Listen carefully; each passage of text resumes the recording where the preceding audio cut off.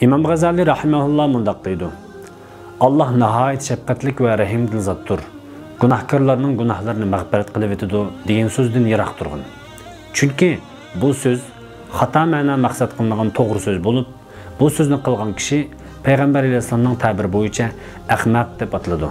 Payg'ambar alayhisolam deganki, aqlli kishi o'zidan hisob elib, o'limidan keyinligi uchun amal qilgan kishidir.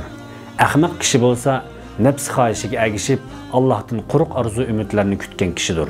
Bilginki, amaliyotda bu so'z faqih bo'lishni xohlaydigan, lekin hech qanday ilm o'rganmasdan kunini bekor o'tkazib turib, Alloh nihoyat shafqatli va mehribon zotdir. Mening qalbimni ilm bilan to'ldirishga qodir. Xuddi avliyolarning qalbiga ular ilm o'rganish va o'rganganlarni takror qilishning jafosini tortmasdan ilmlarni sab qo'yganidek degan kishiga o'xshaydi.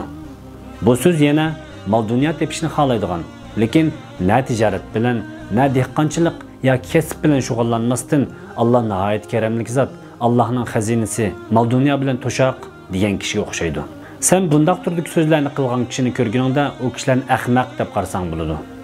Alloh taolo bu haqda mundaq deydi: "Va allaysa lil insani illa ma sa'a." İnsan faqat o'zining ishlagan ishining natijasini ko'radi.